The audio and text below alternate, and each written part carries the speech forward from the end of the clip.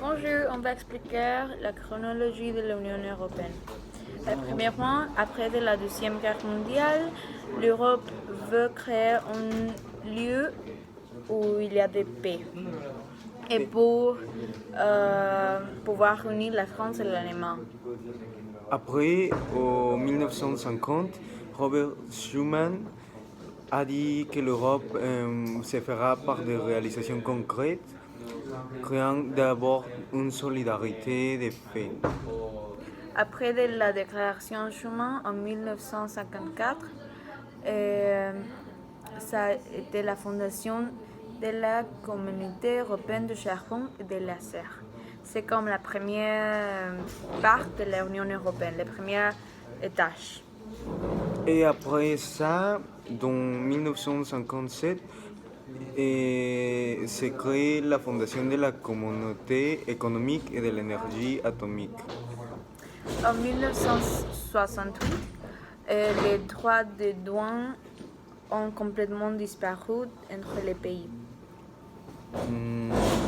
Oui. Et après, dans 1973, les pays Royaume-Uni, l'Irlande et le Danemark entrent à l'Union européenne.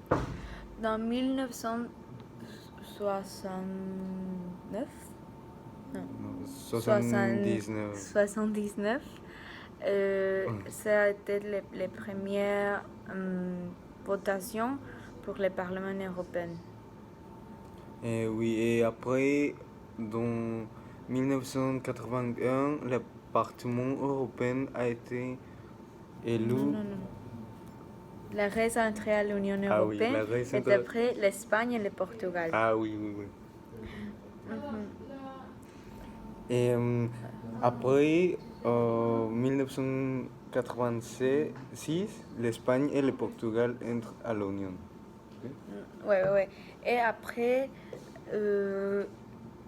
l'acte unique européen a dit qu'il veut créer une Europe sans frontières intérieures. Et après, en 1992, le traité de Maastricht. Après, on appelle l'Union européenne la CEE, mais après de ce traité, on appelle l'institution l'Union européenne. En 1993, 1993,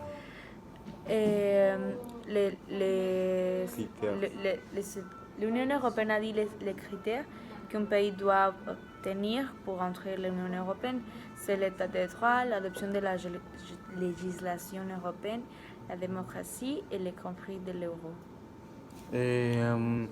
En 1995, l'Autriche, la Finlande et la Suède entrent à l'Union européenne. En 1987, on a dit que les droits de l'homme sont dans toute l'Union européenne. Et aussi le traité d'Amsterdam. En 2001, a été le traité de Nice qui modifiait le système institutionnel et décisionnel de l'Union européenne. Et en 2002, on a introduit l'euro et finalement 10 États sont adhérés dans 2004.